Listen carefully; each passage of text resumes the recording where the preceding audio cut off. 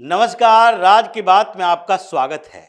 पश्चिम बंगाल में इन दिनों डर की राजनीति चल रही है, लेकिन डर किसका, इसके ऊपर सियासत भी चल रही है, एक्शन भी हो रहा है। डर टीएमसी के गुंडों का होना चाहिए या डर टीएमसी के गुंडों के खिलाफ एक्शन लेने वाले सेंट्रल फोर्सेस का, बंगाल की पुलिस का, चुनाव आयोग का होना चाहिए? डर ममता बनर्जी का होना चाहिए या फिर डर ममता बनर्जी के उन कारनामों के खिलाफ हो रही कार्रवाई का होना चाहिए? डर भारतीय जनता पार्टी के खिलाफ हो रहे हमलों के लिए होना चाहिए या फिर उन हमलों के बाद हो रहे कार्रवाई के लिए होना चाहिए? कौन डर पर हावी होता है? पश्चिम बंगाल में घुसपैठियों के खौफ में लोग जिए या घुसपैठियों के अंदर वो डर खौफ होना चाहिए कि अब तो हमारी विदाई होने वाली है, अब हम भगाए जाएंगे, अब बॉर्डर के बाहर फेंके जाएंगे, डिटेंशन कैंप में जाएंगे, अब सरकारी सुविधाएं हमारी खत्म होगी? ये सारे डर हैं पश्चिम बंगाल के अंदर। अभी तक ममता बनर्जी ये समझ नहीं पाई कि हमने जो डर की राजनीति की थी, जो कम्युनिस्टों से एजेंडा चुराया था, जिसके कारण कम्युनिस्टों ने 3 दशक से ज्यादा पश्चिम बंगाल पर शासन किया, अपना एक नेटवर्क बनाया, पुलिस के साथ मिलकर पहले नक्सलवादियों के खिलाफ कार्रवाई की और उन्हीं नक्सलवादियों में से ये लोग अपने कैडर चुने जो कि अलग अलग एरिया में ये डर पैदा करता था और वो डर पैदा करने वाला सारा नेटवर्क फिर ममता बनर्जी के हाथों में आ गया और केवल राजनीतिक आका बदल गए। मतलब पहले कम्युनिस्टों को, अब फिर टीएमसी के ममता बनर्जी के हाथों में वो कठपुतली बनकर रहे और उसके साथ ही डर का माहौल क्रिएट किया जाता रहा।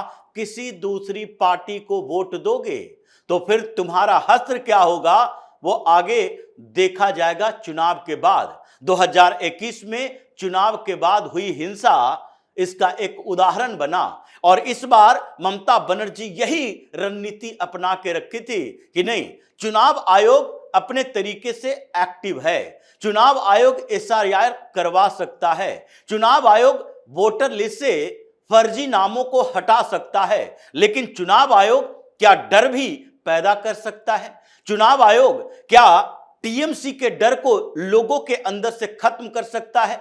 ये सारे कंफ्यूजन अभी तक ममता बनर्जी के चल रहे हैं, लेकिन डर तो ममता बनर्जी का खत्म हुआ और डर खत्म हुआ यानी कि सत्ता गई। ऐसी स्थिति पश्चिम बंगाल में है।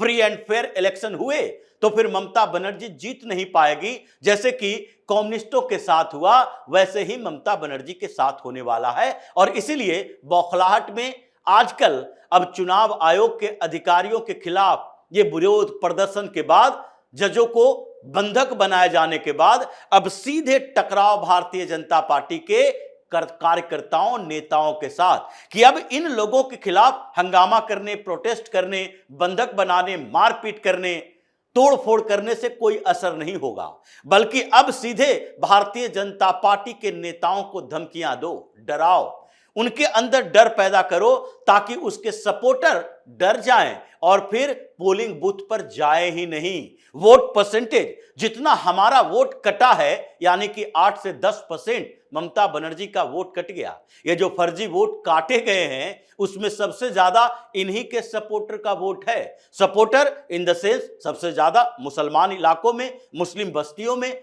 उन जगहों पर फर्जी वोटिंग होते थे, उनका नाम कटा है। और अभी जो सुनवाई चल रही है 60 लाख वोटर लिस्ट, ये वोटर लिस्ट में जो 60 लाख नाम है जिसमें सस्पेंस क्रिएट कर दिया। लॉजिकली ये माना जाता था कि ये वोटर नहीं बनने वाले हैं, उसमें से तो 80% से ज्यादा ये मुस्लिम वोट है और उसमें भी जो कट रहे हैं। परेशानी तो ममता बनर्जी को इस बात की है कि हमारा वोट का आधार जो 48% के आसपास रहा करता था वो तो 8 से 9% घट के 40% से नीचे पहले ही हो गया। तो अब क्या करना पड़ेगा? अब करना पड़ेगा भारतीय जनता पार्टी का वोट कम करना, यानी कि उनके जो वोटर बाहर निकलते हैं, जो 38% से ज्यादा वोटर पश्चिम बंगाल में ममता बनर्जी के खिलाफ भारतीय जनता पार्टी के रहे हैं, तो 38% के वोट उनके तो लगभग इंटैक्ट हैं। ऐसा नहीं है कि उनके 2-4% वोट कट गए। वो तो एकाध % वोट कटे होंगे ये एसआईआर के दौरान। मान लेते हैं 36-37% भी हुआ तो फिर ये इक्वेशन तो गड़बड़ हो जाएगा। तो कम से कम 7-8% इतना वोट काटना चाहिए कि काटने का मतलब यह है उसे डर पैदा करो, उतना वोटिंग ही कम हो, भारतीय जनता पार्टी के लोग घर से न निकल पाए। इसलिए अब सीधे हिट भारतीय जनता पार्टी के नेताओं के ऊपर, उसके दफ्तरों के ऊपर, उसके कार्यकर्ताओं के ऊपर, इन सब जगहों पर करो। इसलिए साउथ 24 परगना में इसी का ममता बनर्जी की पार्टी का एक व्यक्ति पकड़ा गया। क्यों पकड़ा गया? ग्राम प्रधान था और ये जो पकड़ा गया इस बात के लिए क्योंकि वो गांव में घूम घूमकर डर पैदा कर रहा था, ममता बनर्जी को वोट नहीं दिए तो फिर रह नहीं पाओगे। ये जो पकड़ा गया वो प्रधान था और अपने लोगों को इन्फ्लुएंस करने के साथ भारतीय जनता पार्टी के सपोर्टर को डरा रहा था। गिरफ्तारी हो गई।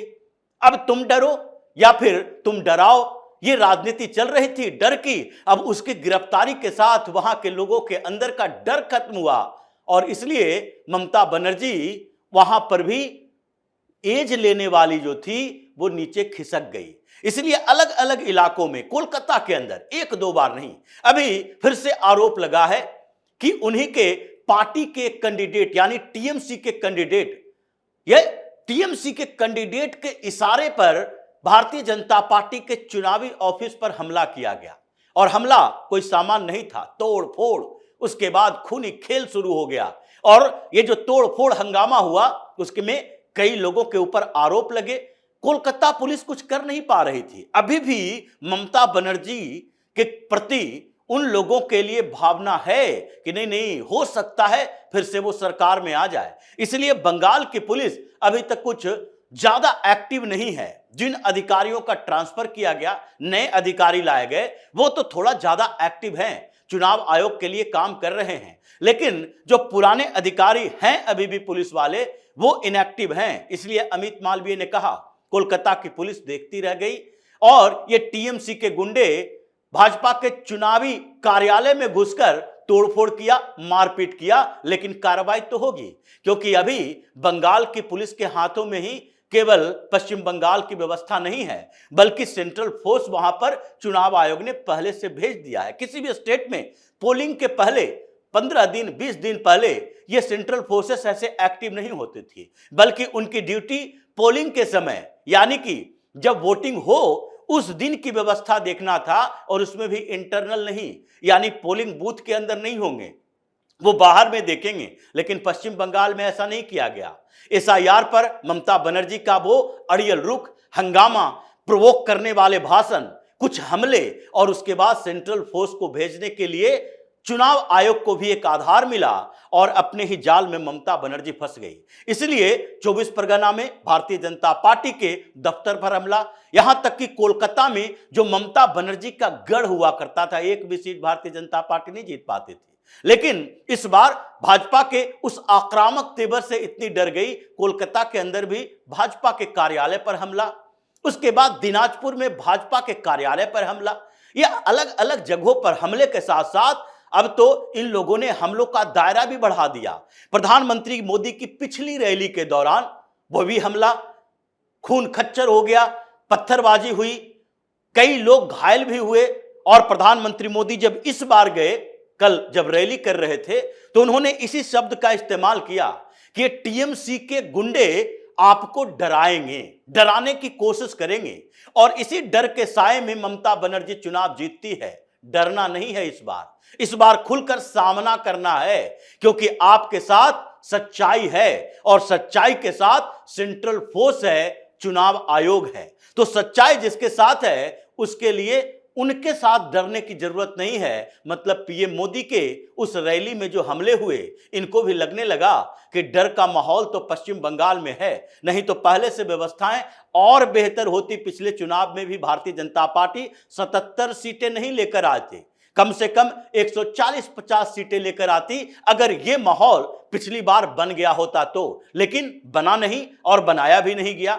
इस बार अमित शाह कोलकाता में रोड शो कर रहे हैं, नॉमिनेशन शुभेंदु अधिकारी का, और उस समय उनके काफिले के ऊपर हमला, अभी 4 अधिकारियों को सस्पेंड कर दिया गया है। चुनाव आयोग ने रिपोर्ट मांगी थी कि ये यूनियन होम मिनिस्टर के उस रोड शो में इतनी अव्यवस्था कैसे पैदा हो गई।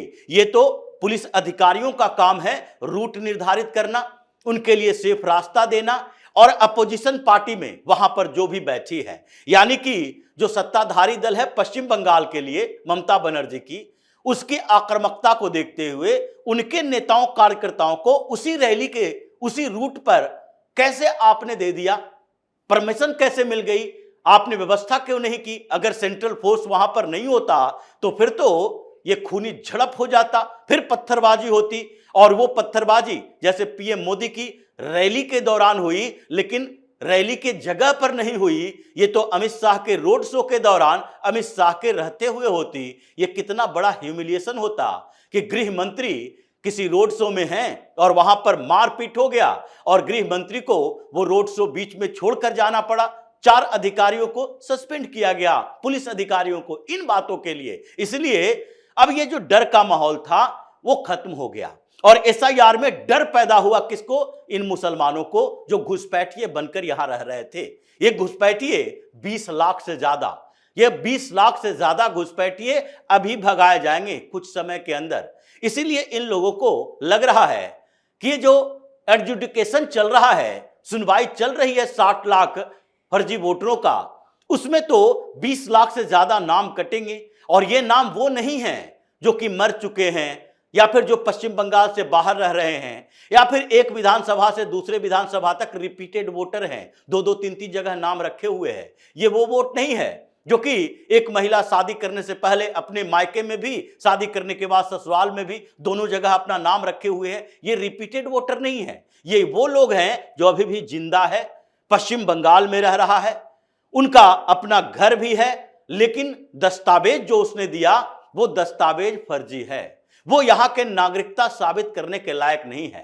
तो 20 लाख से ज्यादा ये घुसपैठिए अब निकल गए, भगाए जा रहे हैं। डर इनको इसी बात का लगा है, यानी ममता बनर्जी चौतरफा इस बात से गिरी है कि अब जब चुनावी दफ्तरों पे हमला करोगे, ये भारतीय जनता पार्टी के रोड शो रैलियों में हमला करोगे, हंगामा करोगे, पत्थरबाजी करोगे, तो फिर सेंट्रल फोर्स के हत्थे चढ़ोगे। ये ममता बनर्जी की स्थिति हो गई है, और अभी तो इनके खिलाफ कई मामले चल रहे हैं। उन मामलों में अभी कुछ और फैसले आने बाकी हैं। चुनाव आयोग के पास भी एक शिकायत है जो इन्होंने महिलाओं के लिए कहा था कि पोलिंग डे के दिन आप लोग घरों से जो भी हथियार मिलता है किचन में, चाहे छुरी हो, चाकू हो, हसिया हो, ये सब लेकर निकलो, रक्षा करो। एक दिन तुम आक्रामक होगी, आक्रामक कैसे?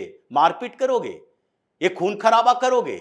अगर करोगे तो फिर हम वापस आएंगे सत्ता में। मतलब ममता बनर्जी को ये पता है कि बिना गुंडागर्दी, बिना मारपीट, बिना बम बारूद, हथियार, गोला बारूद के वो सत्ता में नहीं आ सकती। सामान्य तरीके से वोटिंग होगी तो पहले ही सरेंडर कर चुकी है, इसलिए प्रोवोक करने की कोशिश, और ये सारे एविडेंस चुनाव आयोग के पास है।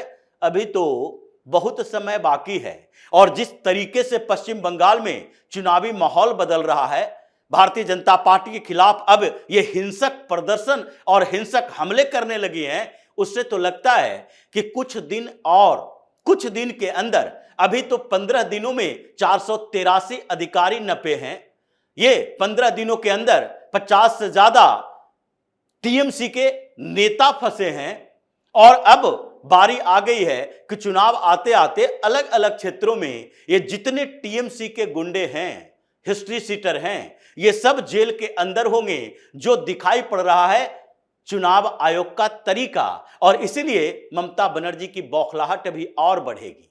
हो सकता है ये खुद भी कहीं हमला कर दें, जैसे पिछली बार चुनाव के दौरान कुछ जय श्री राम के नारे लग रहे थे रोड पे, और उस समय ममता बनर्जी खड़ी थी, तो ऐसे उन लोगों से चिल्लाकर लड़ने लगी थी कि जैसे जय श्री राम के नारों से सबसे ज्यादा तकलीफ इन्हीं को हो रहा है। इन्होंने अपना धर्म ही परिवर्तन करवा लिया है। इस बार अभी उससे भी ज्यादा बौखलाहट होने वाली है, क्योंकि ग्राउंड रिपोर्ट भी इनके खिलाफ ही दिख रहा है। तो इसी तरह की खबरों के साथ फिर से हाजिर होंगे, तब तक के लिए बने रहिए हमारे साथ और देते रहिए हमें सहयोग, ताकि इसी तरह की खबर हम आपके लाते रहें। धन्यवाद।